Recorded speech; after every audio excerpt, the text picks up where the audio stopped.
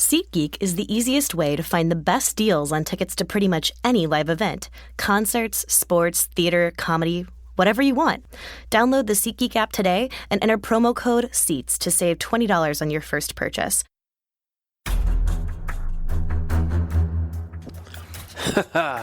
What's going on, everybody? It's Terez Paylor, Chiefs beat writer for the Kansas City Star, and you're listening to another edition of Chiefs Game Plan.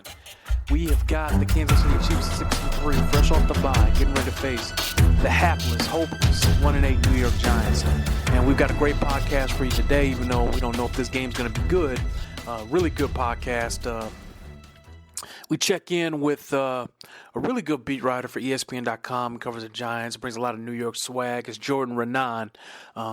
Dude's a good dude, strong reporter, does not hold back on his criticism of the Giants, so you guys will want to check that out. And then we've wrapped this thing up with another 8-team roundtable.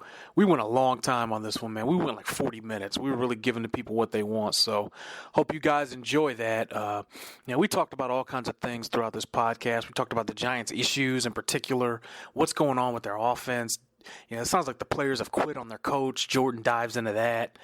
Defensively, they're not doing much right. They're blowing coverages. They're not running to the ball. Jordan gets into all that. And then, the A-team, we make predictions of how much the Chiefs are going to win by.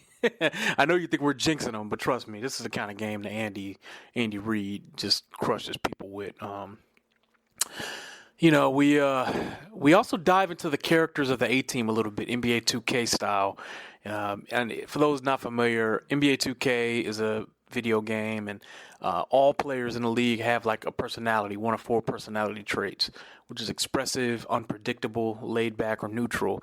And the game's pretty realistic because, just like in real life, you need players to kind of you need to have a team with all types of personalities. It affects the way the team meshes. You just can't have a whole team full of laid back guys and expect to be good. So we thought that'd be a fun way to kind of get to the point that we have a bunch of personalities on the A team, but it really works out well. So we thought that was funny, and that worked out. We also went through our midseason preview. I hope you guys read that in Sunday Star. You can check it out online. We handed out midseason awards to the players. Player of the Year, Defensive Player of the Year, Rookie of the Year. All kinds of stuff. I thought it was a really good conversation with me, Blair, David, and Sam. So check it out. Let's go ahead and get this thing rolling. Let's talk to Jordan Raanan from ESPN.com. Here we go. Okay, I'm pleased to welcome on the podcast one of the best beat writers in America, in one of the biggest markets in America, Jordan Raanan from ESPN.com. Jordan, man, how you doing, man? I need you to introduce me to places now everywhere I go. Can we do that? You like that? Be like my sidekick. Can you come to contract negotiations with me? Fine, if you do the same for me. I could use some of that New York swagger when my next. You got it. All right, we can be. Terez, number 2. Beat writer behind me, but yeah. And that's right. And when I have my negotiations here, you can come be my sidekick and start talking that trash. I need that, man. I can use that. Man. All right, I appreciate that. But no, I'm serious, man. You're great at what you do, and appreciate it. Thank you very much. I can't believe what's happening with the Giants, man. 1-8. You turn on the tape. The tape is ugly. It's brutal. Brutal. What is the biggest reason, in your opinion, that this team has gotten off to this start, man? What is the biggest sole reason? Well, it started with the offense just being a disaster, and that actually traces back to the preseason because when you think about it, they never really had a healthy Odell Beckham Jr., right? And he kind of he got hurt in the preseason. He missed the opener, was really limited in week 2, played full games in weeks 3 and 4, where the Giants actually lost. So the 2 closest games that they lost, they basically lost at the buzzer. And in week 5, he gets injured in the fourth quarter. They're leading at the time, and they lose that game. So their offense has never really gotten going. I mean, they're averaging 16.7 points per game. It's hard to win in the NFL if you're averaging less than 17 points a game. So now they're really limited on offense. And as the offense started to, go down the tube, now the defense has followed suit and is just a total disaster. Maybe even the worst of the 2 units now, after having basically I don't know, thrown in the towel in a way the last 2 weeks. They've allowed 82 points to the Rams and the 49ers. 82 points. I mean, it's bad right now. And really, they've been bad offensive, defensively, and special teams, and that's how you end up 1-8 in this league. Yeah, and I will tell you, you turn on the tape, man, there's times guys aren't running to the ball, man. And that typically means that players don't believe in the head coach anymore. But, I mean, you're the one that watches these guys. I mean, do you see some of that? Is that part of the deal here or no? Absolutely. I mean, Janoris Jenkins in particular, he's the guy. I mean, they all saw it. I mean, I was just in the locker room right now, and guys know, like, it just wasn't. He wasn't all in that game. And you've seen that from guys sporadically now for weeks. Guys just aren't all into what, you know, the coach is selling and what the program is here, and with everything spiraling out of control. And the defensive effort has just been brutal. There are breakdowns left and right. They don't seem to know what they're supposed to be doing on the field. They're running around. They're not set up. I mean, it's going to be hard for them to handle the Chiefs' offense. I mean, out of all teams, the Chiefs run a pretty complicated offense. They run a lot of, you know, gimmicky stuff. Gimmicky might not even be the right word, but, you know, innovative stuff. You know, they bring new stuff to the table every time they get out on the field, basically, and it's a little different than what a lot of the other offenses are around the league. And the Giants' basic problem has been breakdowns. I mean, guys don't know their assignments consistently, which is really an indictment on the coaching staff, especially the defensive side.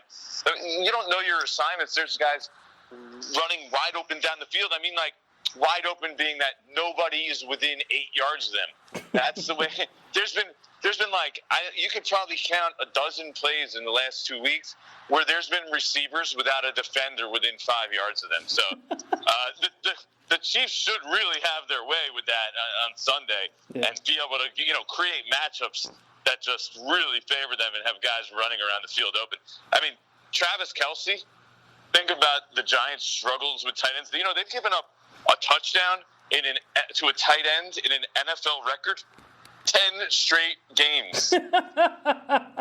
Right? I mean, and we're talking about guys like Garrett Selleck and Eric Ebron, who basically hasn't done anything in his NFL career, and then he comes in against the Giants, and Eric Ebron has a great game. I mean, any tight end can have a big game against his defense right now. So, I mean, and now you're bringing in maybe the best receiving tight end in the league. Talk about problematic for the Giants. He is. If he doesn't score a touchdown, we'll all be shocked. I'll tell you that much. Oh my God. Okay, so no shortage of things going on with this team. That's a disaster. I mean, let me tell you one thing. You're not going to do yourself any favors as head coach in this league when you don't give players the day off, even with the bye.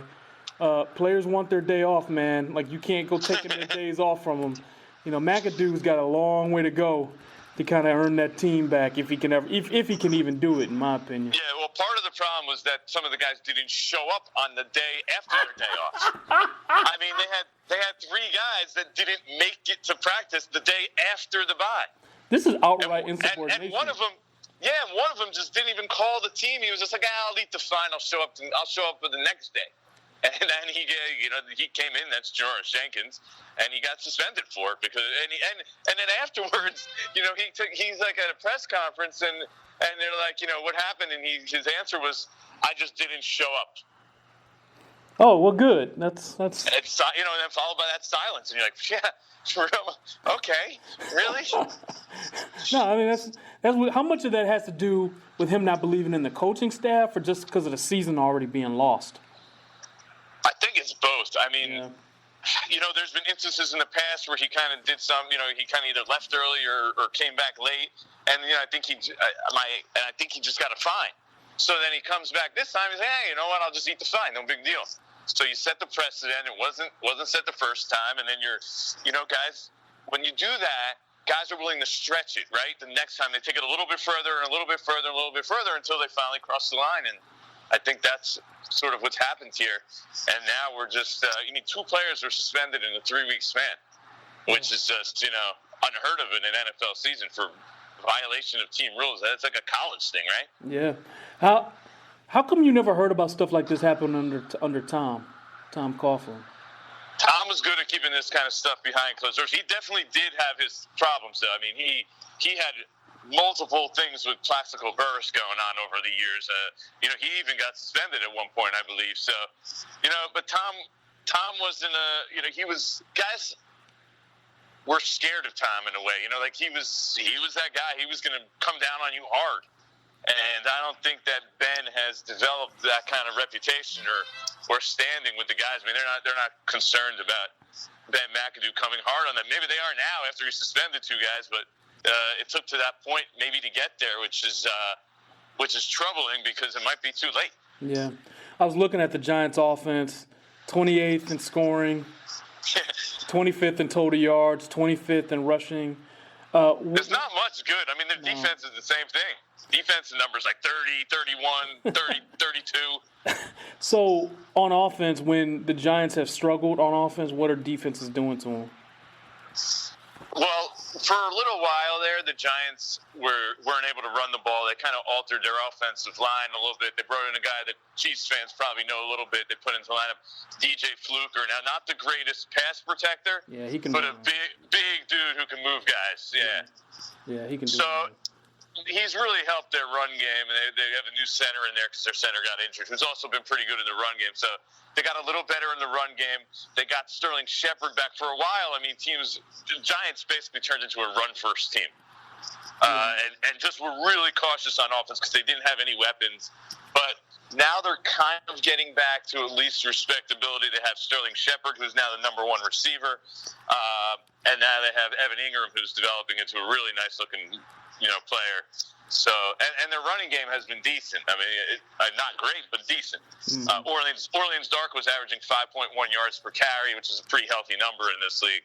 Behind an offensive line that really isn't that good. So, the way to stop them, though, is to make them a team that has to beat you on the ground. If you could shut down Ingram and Shepard now, which is pretty much all they have in weaponry, then they'll be in a big trouble. They haven't been able to hit any key plays downfield.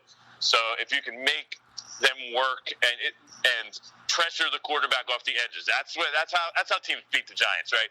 The Giants basically have to scheme around the fact that their offensive tackles are not very good.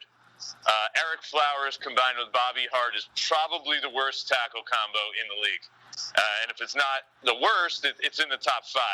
So they have to scheme their offense around their tackles. They have to get the ball out real quick and do these real quick plays because they're just not going to have the time to sit back their pass and get the ball downfield. So teams that give them trouble are the teams that can pressure off the edge, which is something that kind of plays right into the Chiefs, because what can the Chiefs do on defense is pressure off the edge, right? Well, so Justin Houston can. If they can. I'll tell you one thing, man. The injury situation is interesting. Tamba Hali didn't practice today, knee stuff, and D Ford didn't practice either. And this was after the bye, so that's never good. Yeah, that's going to be interesting to see. Like you said, they should be running back though, man, because they're going to they're going to watch the tape and see Bobby Hart and Eric Flowers and be like, I'm playing ready, this man. week. You can't keep me out. I just got to run straight. I'll get there. I promise. That's like, hey, you can't keep me out this week, okay? I got you. They made Ezekiel Ansah, who hasn't really done much each of the past 2 years. Yeah. I mean, he came in and he looked like he was Reggie White in week 2. That's where the Giants are with their offensive tackle situation. That's funny. Like you said, the defense is not very good. 31st in total defense, 28th in points allowed. They also gave up a third and 33. When teams have had success going at the Giants' defense, what have they done? Yeah, lately they've been able to get the ball downfield to wide open guys. I mean, just blown coverages left and right, confuse them. Their linebacking core is absolutely devastated. I mean, it wasn't very good in the first place. Now it's been, ravaged by injuries. So you go, if you have any threat of a run game and you're able to play action them, I mean, that's why you could just tight ends galore, and you can hit your running backs and gain big chunks of yards because their linebackers they can't cover. And the secondary right now is pretty susceptible to being fooled and being out of place and letting up big plays downfield. So again, I mean, what are we talking about? A situation that really plays right into the hands of the Chiefs. Yeah. And it's why, the Giants are 10.5-point underdogs, right? At home.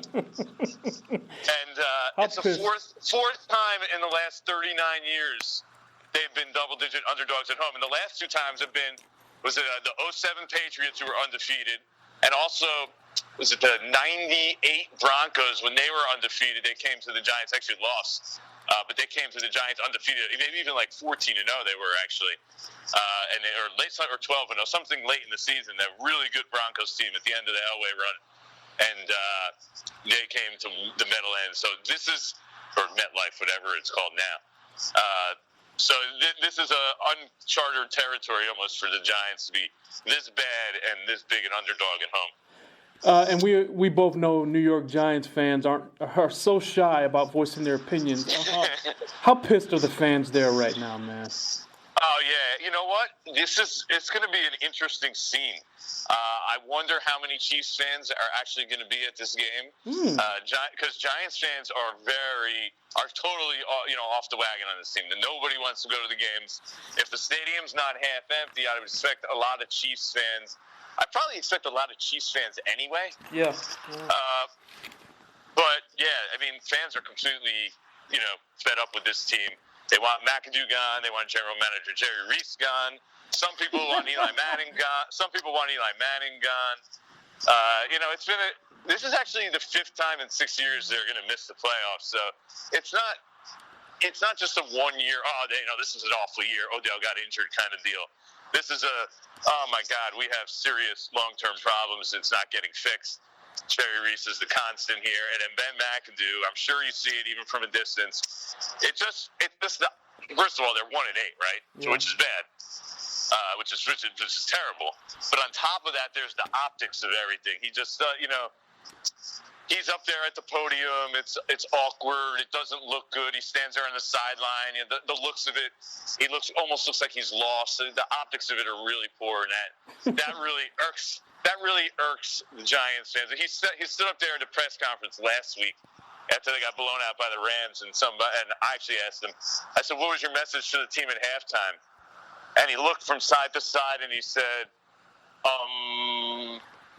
and then didn't answer the question. It was just dead silence. So, these kind of things play into the fact that Giants fans are just totally fed up with him and this team right now. Yeah, no, I get that sense, and it shouldn't get better for them after this weekend because the Chiefs are superior. I already know who you think's going to win. Give me your score. Well, Andy's the best off the bye too, right? I mean, nobody's better than Andy off the bye week. Oh yeah, look, this thing should, and plus the Chiefs are a pissed off team. They've lost 3 or 4. Right, they haven't played that well, right? Yeah, they haven't played well in a month, so they need kind of a feel-good, bring everybody back together kind of win. So what's your prediction score-wise for this thing? Yeah, I think I picked 31-16 Chiefs is the way I'm going with this. It's just hard. Look, I refused to pick the Giants after watching them against the Rams last week against the 49ers. So what do you think? How do you think I'm going to pick the Giants against the Chiefs, right? Have you? I mean, seriously, that's the point that this team is at right now. Like, you just don't know what you're going to get from them effort-wise. Hey, are you at the point now where players are sniping at each other quietly in the locker room? Is that where you're at? Is that kind of Oh yeah, definitely. They're pointing fingers. They're is this on the record or off? In the locker room. We haven't got to the point of a lot of on the record, pointing fingers. But there's the anonymous quotes came out last week. Oh yeah. And somebody, just passed the comment to me in the locker room. You're not going to tackle my arm, but my mom with the way you did. Some guys tried to tackle with their arms the other day. Yeah, I was saying you're there when players start asking, is this question on the record or off?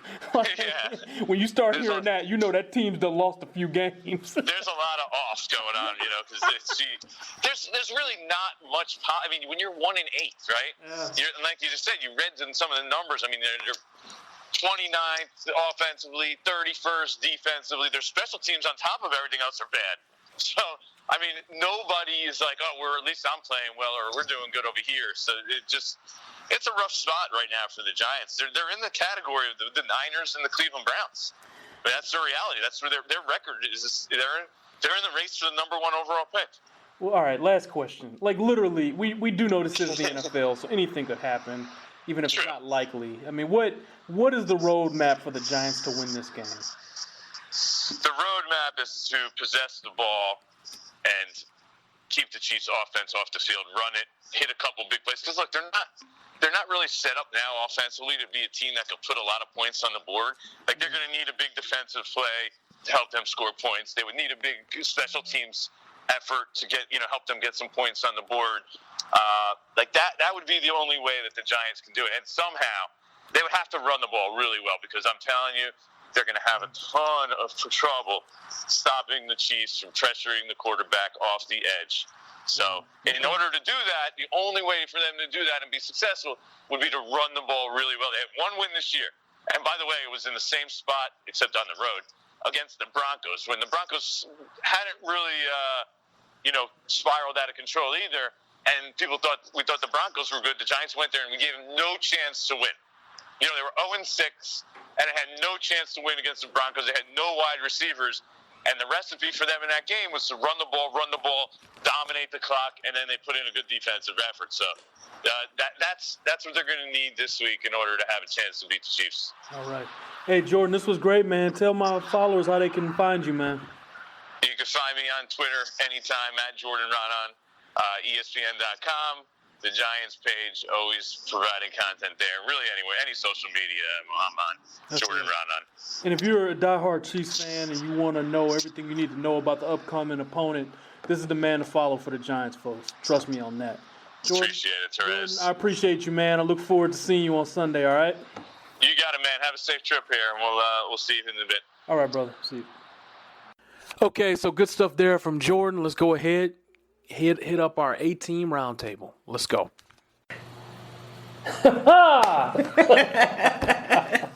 Hey, everybody. It's the very enthusiastic Therese Paylor, Chiefs beat writer with the Kansas City Star, and I'm with two of my guys. We're missing the third. Vahe is out on assignment.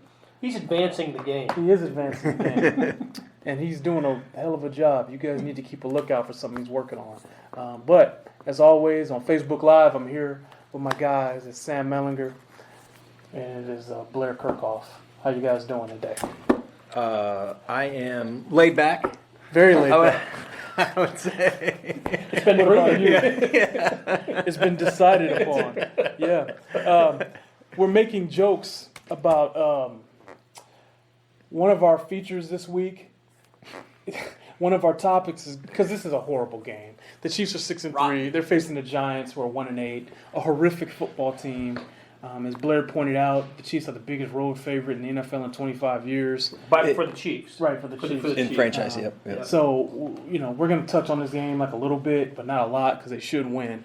But we do have a great show for you. We're going to go over our midseason awards, which if you didn't read in Sunday Star, you should go back and click on it now, because we're about our hashtag clicks. But we will cover that here.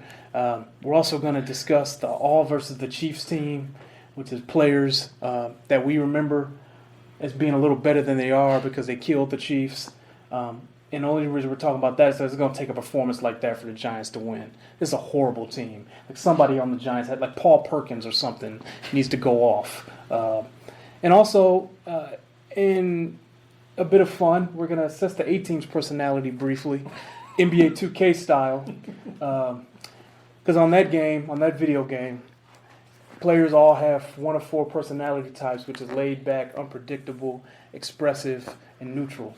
And I actually think one of the reasons the A-team works is because, like that game, we have a little mix of all. And that's what makes the whole team a team. It gives you a little bit of everything you need. So, as you can tell, we're having a little fun this week because this game stinks. Has the potential to stink. Yeah. If it's a good game, that's going to stink for the Chiefs. Yes. Oh, yeah, you're right. Yeah. You guys should hope the game stinks. You guys should hope the Chiefs win by 20. I mean, this is a bad team. Like, the Giants don't even run to the ball. Like, they've quit on that coach. But okay. All right, let's go through our midseason awards briefly. Well, or quickly, depending on how much fun this goes for us. Fellas, Derek Thomas, team MVP, and the decision was unanimous. It's the quarterback, Alex Smith. Yep. Interestingly enough, I got some pushback on that from fans, and I know some of that's just fans being fans. But is there any credence to the fact that fans start to feel a little worried that 2015 or 2016 Alex is coming back? I mean, I'm never going to tell fans not to worry. It's kind of what happens.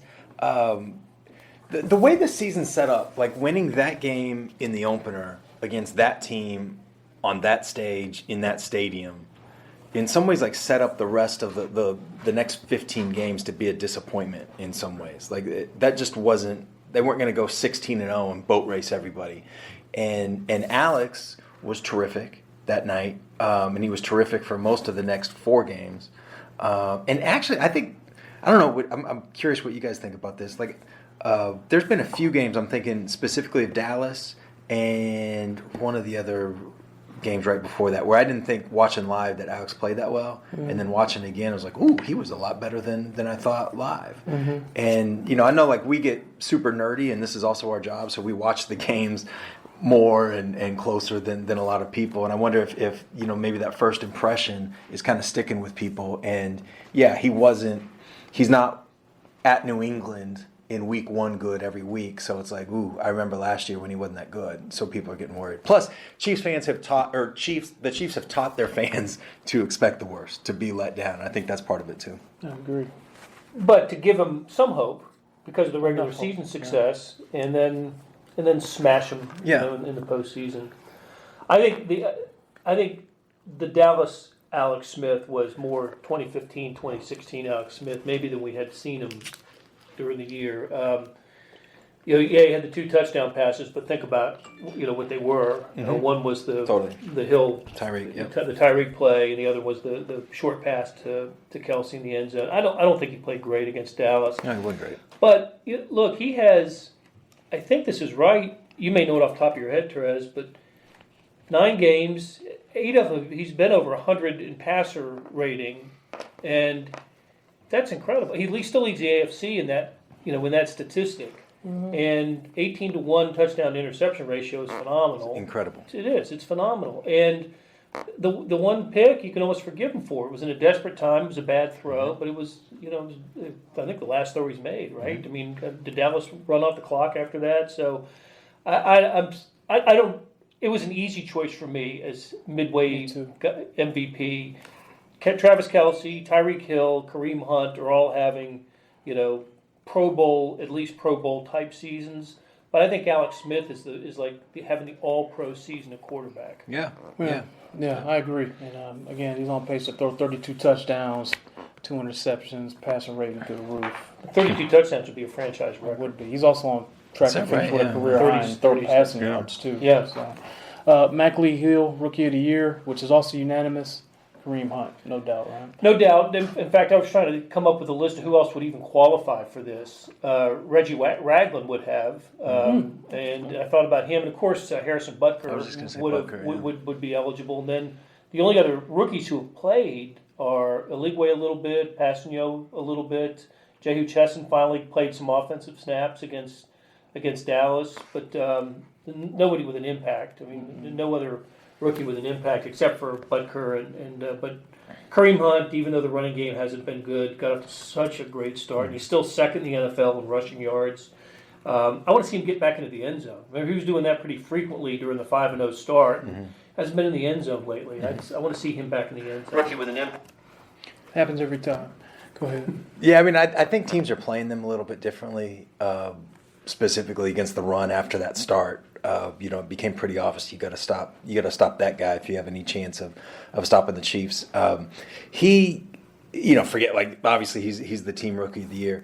But going forward, and this is something we talked about a little bit before, I think one of the most important things, like Justin Houston's health, but also Kareem Hunt, not just his health, but his strength.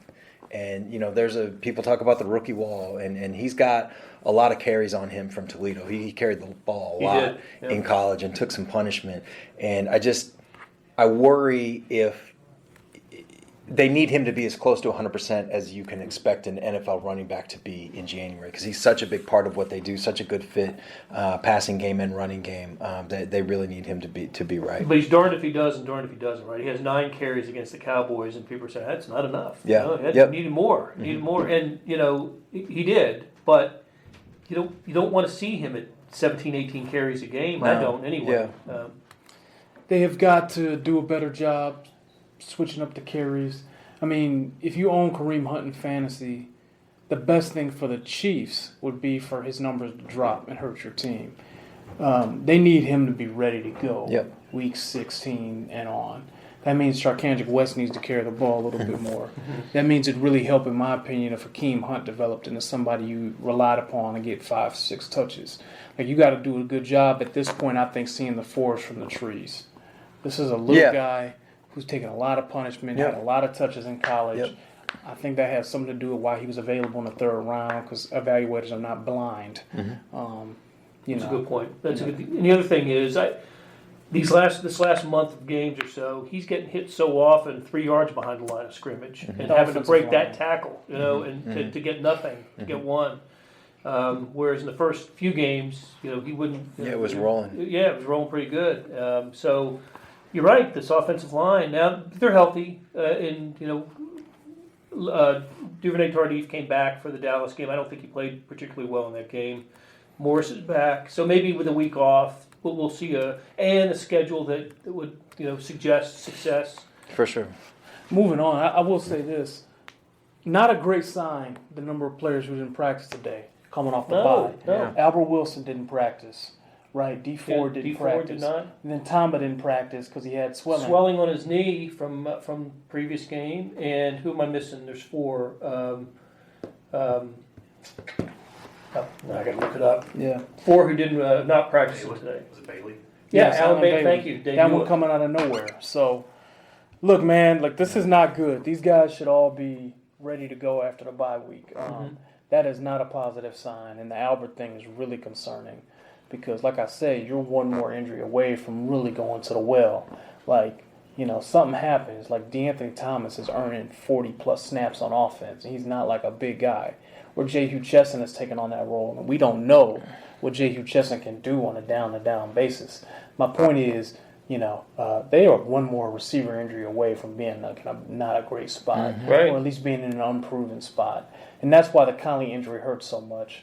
Shout out to Vahe, because he loves Chris Conley and is pretty acutely aware of what he's a really good possession receiver, though. He's really developing it. Man, he was the 3rd down guy. He'd become the 3rd down guy. And it only happened once. I think it was the Eagles game, but they made that. He and Alex Smith made that eye contact, and 35 yards later, you got a great completion. Right. I got a story coming on DeMarcus Robinson, because I think one of the keys to this offense getting back to its February status is Alex and DeMarcus developing that kind of Conley trust. They got to get on the same page quick, and they need to do that by the end of the season, because I guarantee you this team's going to make the playoffs. There's going to come a time in the first playoff game where teams are going to say DeMarcus Robinson is going to have to beat us, and he is physically talented enough to beat almost any cornerback in this league. The question is, will Alex be able to stand in that pocket, see that single coverage, and trust DeMarcus to make that play? DeMarcus Robinson's going to have to beat somebody when it matters. I will tell you that right now. So that's why my story's coming, because teams don't cover him, They give him single coverage all game.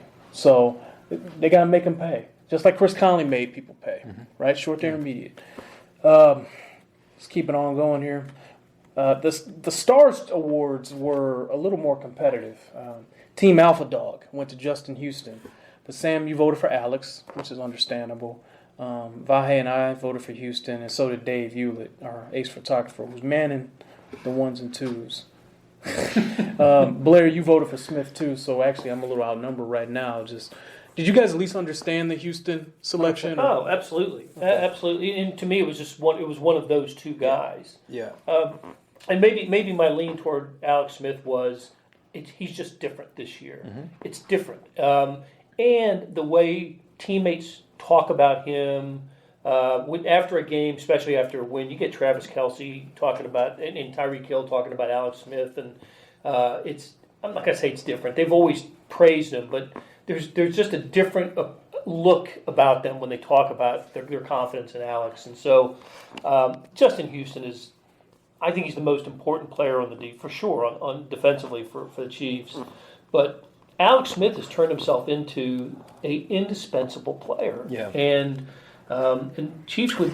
We can talk about Pat Mahomes later if you want, but losing Alex Smith would be a disaster for this team. Mm-hmm. Absolutely be a disaster. And I just think he commands more respect in that locker room than I've seen since I've been doing this. I would agree with that. And I'll also tell you, if and when Pat is a starter, like that guy just turned 22 years old in September. Yeah. Mm-hmm. There's a big difference in like maturity in like Alex and Pat, and that's not even a shot at Pat. It's just what's the difference in you? Yeah. Oh my God! Being like from even 11 years ago for you. Yeah. Does it mean? No. I was a moron at 22, right? And I mean, I was just gonna be laughing now thinking of me at 11 years. That was something. Yeah. And you have no idea what you don't know, right. And like you look at us the same way because Blair's like these. Yeah, you're still kidding. You got it. And there it is. CC will be about That's right. The unpredictable one is back. Hold it back. I've noticed a pattern. Like I'm always more susceptible to the. It's always when you're looking that way. Yeah, it is. He brings it out. The devil over here. But it didn't count. It didn't count. I'm still tied with Blair. You got it. I'm just tied with Blair. Okay, what were we even? Alex and Justin and maturity and Pat, and then we were gonna start dropping F-bombs. I think that's how it was gonna go.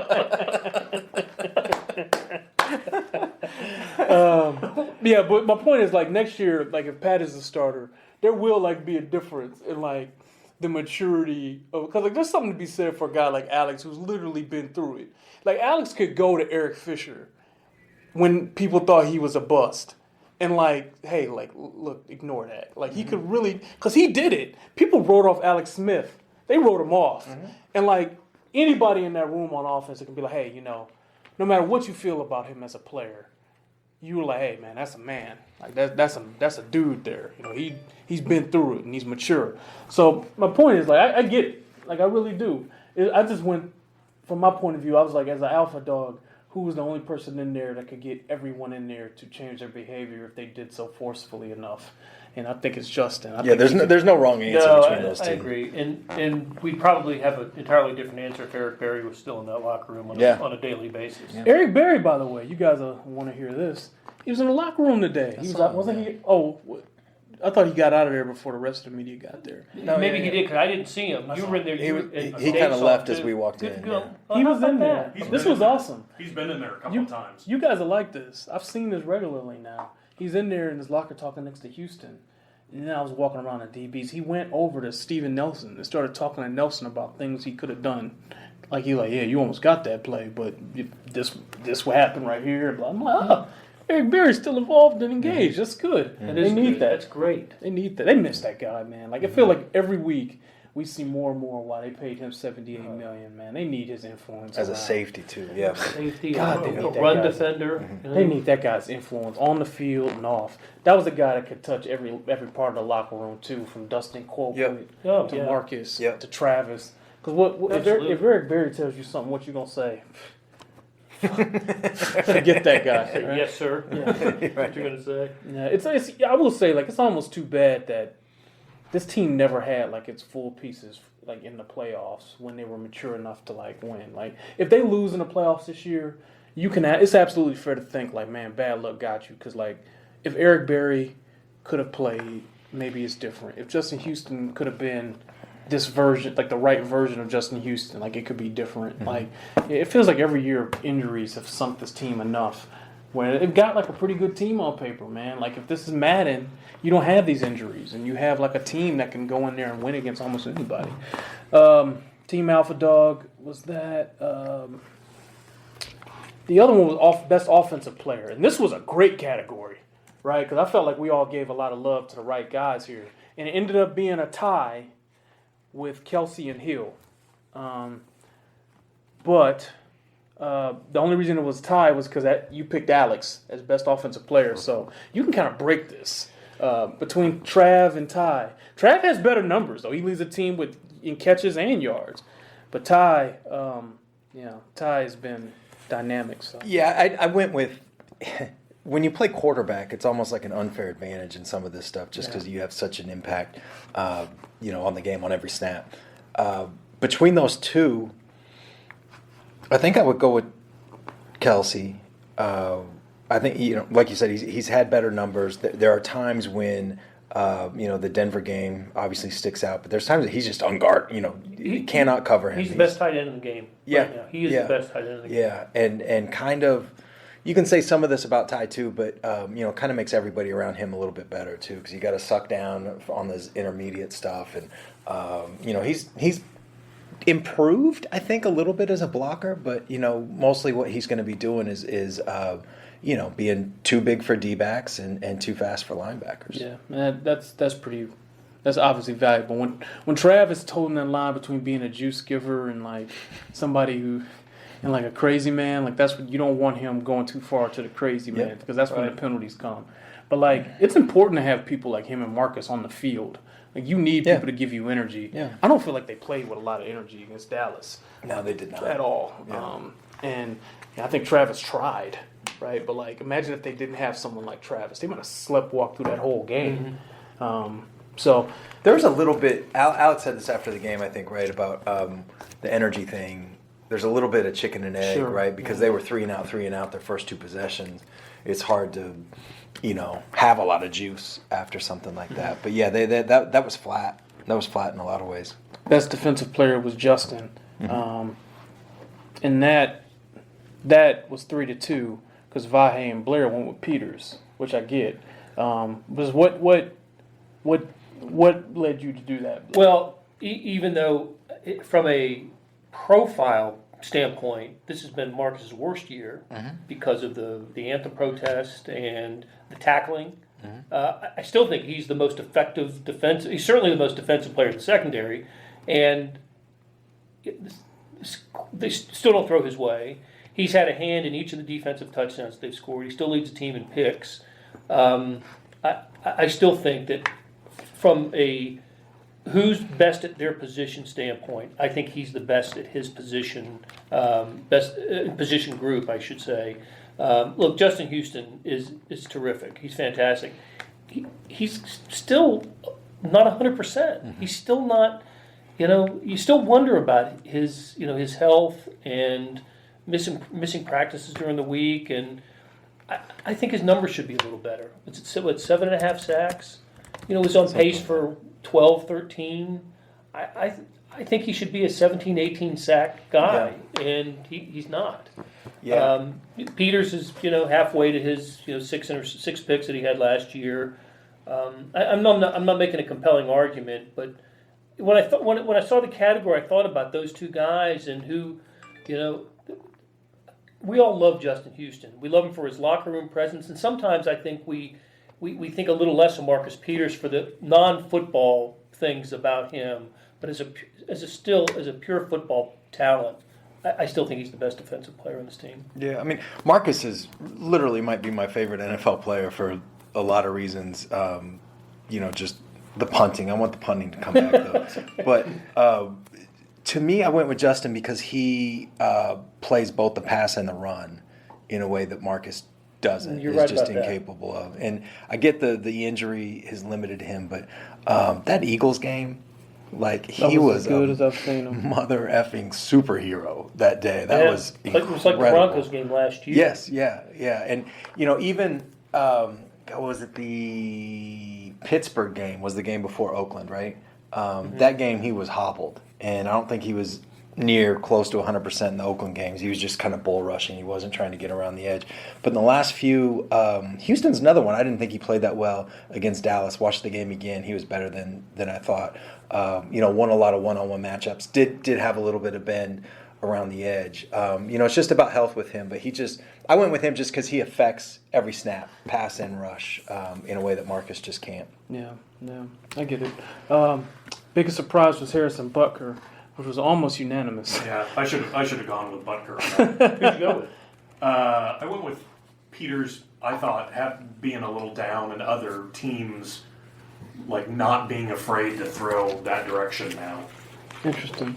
I thought, by the way, we wonder how like the Panthers could like let go of Butker. Yeah. That's because the guy who beat him out is 20-21 on field goals. So, That'll play. yeah, so they had two pretty good options there. Yeah, Butker's Best been kicker great. room in football. It's the best kicker room. Pretty good. Well, if you're the Chiefs, you just gotta hope like the rookie Shakes doesn't hit them when it matters. Yep. Right. If you're a Chiefs fan, you are probably objectively terrified. of Shaking that. right now. Yeah. Well, because missed field goals have nothing to do with Chiefs playoff history either. Nope.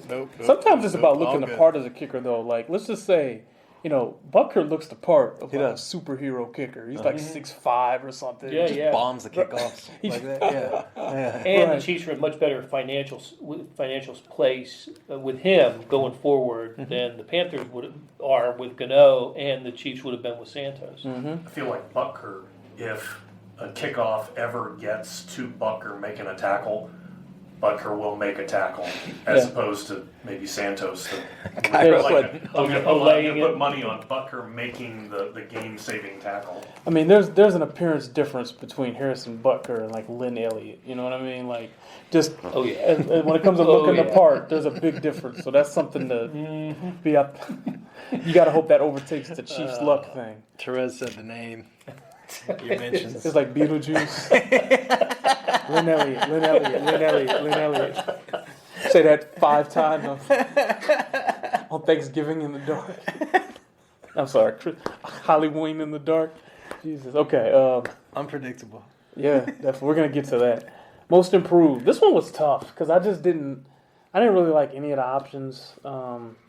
Conley would have been my choice prior to the injury. I thought he really developed into a nice player. But Duvernay Tardif hadn't played enough for me to feel completely comfortable with it, but I know why you guys went there. I kind of like your DeMarcus pick because I feel like he could be way more of a negative than he is after after how little he's played. But we ended up, it was a tie between Alex and Laurent Duvernay Tardif. So DeMarcus obviously, and then you picked Tardif though. Yeah, but it was difficult. You could have made a case for several, and I picked Tardif simply because the Pro Football Focus numbers say that he's one of the best guards. Yeah. And when he was healthy, that's when the Chiefs' offense was rolling pretty good. Yeah. Certainly the running game. And he gets hurt and goes out, and they lose 3 or 4. So that went into part of the thinking. Okay. All right, let's move on to this game. The Giants are the only team Chiefs have never beaten on the road. Thank you for that great Yeah, stat. how about that? Chiefs are 0-6 against the Giants on the road. I think we all think that ends this week. Are we it going? Better. Are we going? If the over/under is 12.5, if they're 12.5 point favors, are we going over? Yeah, I am too. Yeah, I think so. Especially with the Andy Reid week off thing, and the way the Giants are playing. Chiefs should have a chip on their shoulder after Dallas. Worst game of the year by far for the Chiefs was the Cowboys game. They better have fixed things. Yeah, I agree. The way it stays closer is if the Chiefs just kind of aren't taking this game seriously, and I don't think that this is a team that has really that doesn't seem to be in their makeup. Right, because you can't say, well, if the Chiefs, turn it over 3 or 4 times. They don't. They just they don't do that. So they listen. This is a game that I would absolutely take the Chiefs in this game. Only way it doesn't happen is if a giant goes off, like Orleans Darkwa. Like Orleans Darkwa has to get like 38 carries for like 200-something yards, which made me think of like players that have impressed all of us that like might not be that good, but like we all think, hey, and it's burned us in fantasy, right? Because I own Chris Ivory. Me too. He was good. He was so good. I'm like, hey, this Chris Ivory can play. Like, geez. One other player who's made news today that we all came away like, hey, man, we actually had a legit conversation about this guy versus Alex Smith. Tyrod Taylor. Yeah. Remember that throw he made to the left sideline? Yeah, We were like, whoa. Rolling, it was so smooth. He dropped it in. He made the Drew Bledsoe, 2001 throw where it was like, wow, the touch on that out route. Wow.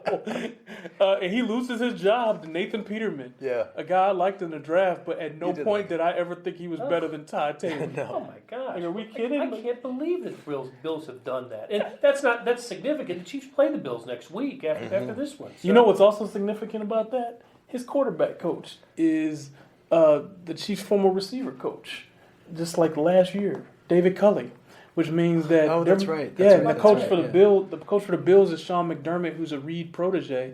So if you guys are dreaming of Ty Taylor, you're probably not going to get him here. You know what I'm saying? Yeah. Even as a backup, that must mean they don't think he's a great fit for the system. I'll tell you, when I looked at the remaining schedule and I thought teams that the Chiefs would struggle against, Me too. I looked at the Bills because of him, because of Tyrod Taylor. I don't worry. That first half. He was slinging it. He was slinging Oh it. my God, they were up 14 zip by the Chiefs even settled in. Oh my God. We were all looking around and like, hey, this Ty Taylor. Like, hey. And remember, we even brought it up. You were like, at the end, after the game, you were like, would you rather have Alex or Tyrod Taylor? And I was like, geez, I don't know. Think about that. Tyrod Taylor's not done. You will hear from that man again. I think he's good. This is bogus. It's still. This is bogus. Other players that, other players that we've seen that lit the Chiefs up. Well, Let's not, go ahead. No. The one I just remember last year, Ryan Suckup hitting. In the freezing cold, a kick that he never that hit was here. great. Well, no, In the other uniform. because he got the second chance. Yes, that's right. Yeah. He just By keeps the way, I get annoyed every time that a team tries to ice the kicker and the center doesn't snap it. Like that should be one of the things you teach as a special team. Well, coach. that's If what you hear the they whistle, certainly- snap it. They give do your guy that a- here. Dave give your Toub guy a absolutely kick. says, kick the ball. Go Yep. through the process. Yeah, absolutely. Go through the process. And sometimes you just see the center stand up. Ooh, I guess I can't snap it. The man said stop. send us your questions. We'll answer them at the end. Chris, well, we already did Chris Ivory. Keenan Allen. Keenan Allen lights Does he him up. count? Definitely. Sorry, Marcus. that first half, that opener last Yeah. year, man. That was He something. was a problem. wow. Yeah, That was something. when he still had two knees. Yeah. Yeah, Marcus handled him okay this year, though. He did. Miles Austin, you guys brought up, That was awesome. 2013. I'd never heard of the guy. I didn't know who the hell he was. He was lighting Brandon Flowers up, wasn't he? Yeah. He was. The old version of James Harrison, like the upper 30s, almost Yeah. 40-year-old version. Like I don't know. I don't Pitch know. hit James. Yeah, I don't know if he plays like he doesn't show up like that. You're enjoying the football equivalent to Harold Baines. Yeah. Because DH is Yeah. a designated Yeah. pass rusher. Yeah. I think I brought up Marcus Mariota. No, you Jameson Marcus Mariota. Yeah, those two quarterbacks. Jameis last looked year. good. I was like, wow.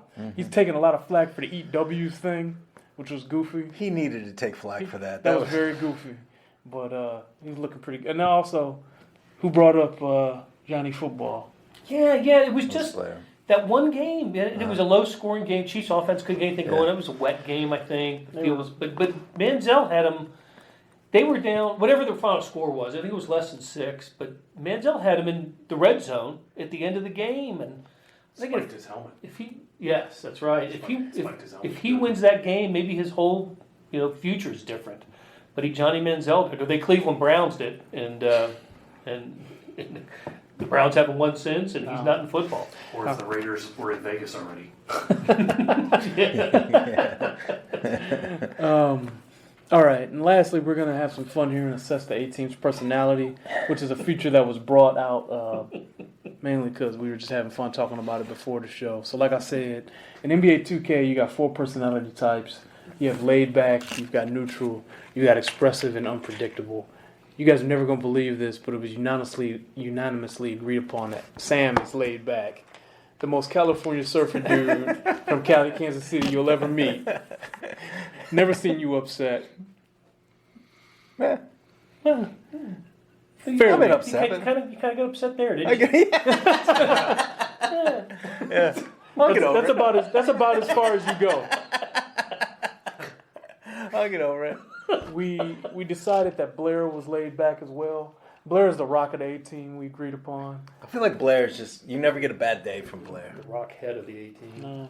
No, Blair doesn't even like for us to like talk about ourselves. You're just so much about the team and so much about you're That's because definitely you guys carry me. That is That's not what it true, is. man. Absolutely If I ever true. see Blair throw a tape recorder, it's the end of the world. I know that means this thing is The over. comment is coming Nobody after. handles the assortment of BS we deal with better than Blair. You guys will never believe this, but these two unanimously agreed upon me being unpredictable. That's a fact. That's because they don't see you before Right. the camera comes on. They're like, no, he's expressive. Because what the people at home don't see is Therese sitting here. I gotta do all this, man. I gotta do all this, and then Dave goes 1, 2, 3. Ha ha! Welcome to the show. It's like a light. Turn that thing on. I've got the audio levels boosted all the way. Therese comes on like, whoa, wait, too much. This is the best part of the show. There are some pep talks given to the big guy. Let's just put it that way. Okay. So typically, like I know people say, like sometimes people get annoyed at our inside jokes or whatever. But for the most part, if we're laughing at the beginning of the show, it's because some of these guys have boosted me up a little Something bit. just went down. And I was just like, hey man, it's gonna be all right. And they're laughing because I figured out how to keep the juice going, right? Yeah. Except after one game, I can't remember which one it was. We were all laughing right at the beginning, and that was because I had just said something that I very much didn't want broadcast across the internet, and I think I was in the clear.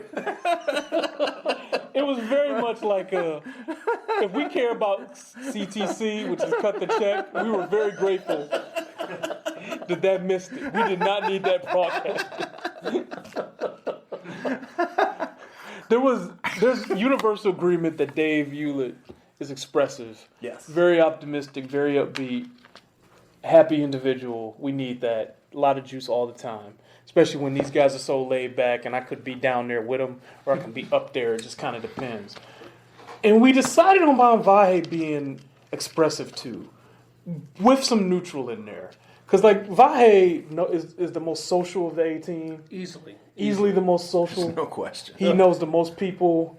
Yep. He bonds with people the quickest. Mm-hmm.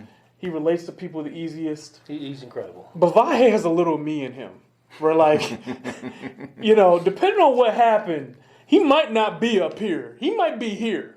It just kind of depends. Mm-hmm. And then this what makes the A team so special is that it always comes back. Like you can bring the low morale of the group back up high. It's like NBA 2K. You can get, if you're the GM, you can give players a pep talk. And some players are more prone to be down than others. So like I might have to give Reggie Jackson a pep talk a month to get his morale up, so his ratings aren't affected, right? I'm definitely a pep talk a month guy, right? 1,000,000%, I'm a pep talk a month guy. Whereas like Vahe is probably like every other. No, maybe not even. Vahe's the one giving pep talks. Yeah, Vahe.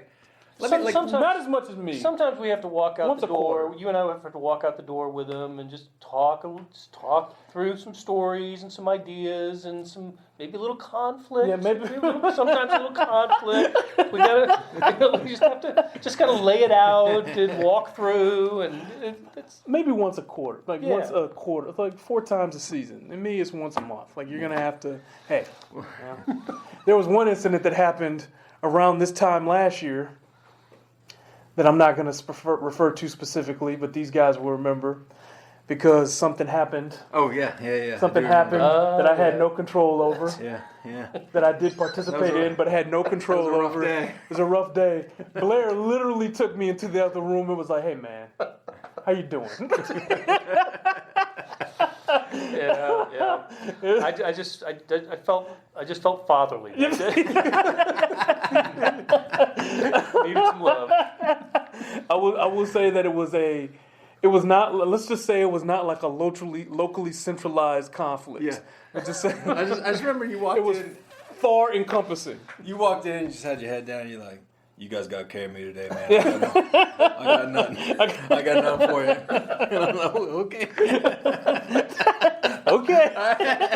let's see what we can do." No. Vahe's like also we had a Christmas party, like 3-4 years ago, whatever. And like, as that party went on, and then like the next few days, there were so many. I love Vahe. I've never met him before. I'm like, yeah. That's right. I don't think that was loud enough. I heard it. You did. You're clean on that. Yeah, good. Yeah. Oh, that's so good. Freaking Vahe. Let's answer some questions and go home. Mr. Popularity. Yeah. It was my party. Andrew Crocker says, when Blair stares at the camera motionless, he looks like a classical Van Gogh. And I got a like from somebody. Three. That's 3 likes from people. Oh, okay. Andrew Crocker says Mellinger is 100% right. Something you said earlier. Good, yeah. Co-sign. Jesse Bates asked, does Kareem get back on track in the second half? Yes. Yes, because of who they play, as much as anything. Healthy offensive line and who they play. Jordan Tribe says 24-39. That's the opponent's remaining record. That's the opponent. Yeah. That's the remaining opponent's record so far. One winning record, I think. Buffalo. Yeah, Buffalo's 5-4. And Miami's 4-4. 4-4, and Buffalo lost their last game 51 to whatever. So. Oh, this is good. Coleman Brockmeyer says, what's the story by Vahe and Hewlett you guys have been teasing about? And when does it come out? Oh. We think it comes out Sunday. Yeah, weekend, I think. Do we don't want to mention that. We just I'm gonna let people wait for It'll it. be posted Friday. Don't you, Okay, all don't right. you think it'll be posted on Friday? It's a really, Yeah. isn't it a good, you know more about it than anybody. Terrific story. Yes, I Let me tell you- highly recommend my own work. Involving a Kansas City Chief. Right, and- it is a Kansas City Chiefs player profile that you will enjoy. and let me tell you something. Anytime Vahe has a week plus to work on a feature, it's a must absolutely. read. That's done deal. Guaranteed it's going to be a great read when he has time to kill a story like this. So just look out for the Star on Friday. Our bosses have joined this conversation. Uh-oh. Smile. Wave. Jacob Wentz says, hey, Therese. What's up? Jesse Bates says, A-Team, glad to have you guys back. Glad to be back. Doggone it, we're back. Glad to be back. Super duper. Thank goodness for the bye week. Needed the bye. Thank We did goodness need for the the bye. bye. Goodbye. Ross Sawyer says, stepping up the tech game. I don't know why. He made. Did you do something new? I don't know, just trying to keep it in focus. Whoa, Yeah, really? I we're going focus I now? know, Is this a higher quality? like I got a microphone and the whole thing here. It's like, I try to bring the production values. Our main man, Paul DeSantis says, what's up, dudes? Paul. Paul Good always dude. answers. Yeah. Paul always watches and asks us questions, and they're good questions, so we appreciate you, man. Kevin Hayes says, he says the week off has been good for you guys. Has it? good. Is that obvious? Huh? Anybody come back injured? Everybody's healthy, right? I think we're okay. Yeah. I can't say the same for your Chiefs. Jesse Bates says, please tell us the Acura experience is over. I cannot tell you that. Sorry. Yeah. That's. I don't get it. I don't understand that one either. No. Terrence Mitchell should be playing. Andrew Crocker says, love you guys doing these live shows. Oh, by the way, I talked to Terrence Mitchell in the locker room today.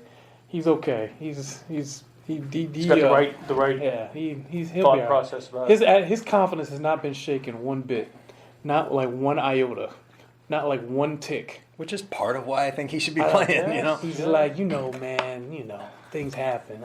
I'll be ready to play. I'm just like, okay, all right. Coleman Brockmeyer even corrected his spelling of Dave's last name. Look at the respect tell that you you. command. How about I that? saw that. I'm impressed. Our man Gene Pendekuski says we're winning 19-17. Gene still in a dark place. Hey, if they win by 2 points against the Giants, this team's got some tell you what, serious issues. Yeah, Gene. but this total coach speak. They'll take it. They'll take 1917 and get out of there. And this is the last thing. Jacob Wynn correctly pointed out 30 minutes ago that Therese is the expressive one if nobody figured it out yet. So actually, he's off because I'm the unpredictable one. But based on what they see, I get why they'd say that. Well, but also, I think it might be fair to say you're unpredictably expressive. That's probably Like, you're going to express. That's good. Here's the thing, though. Like, the whole point of doing that exercise was to, like, point out, like, you can't like have a good team without a good mix of personality, because it's all about keeping things equal and like having some yin and yang to it. So if we were all just kind of the same guy, that wouldn't be fun. Yeah.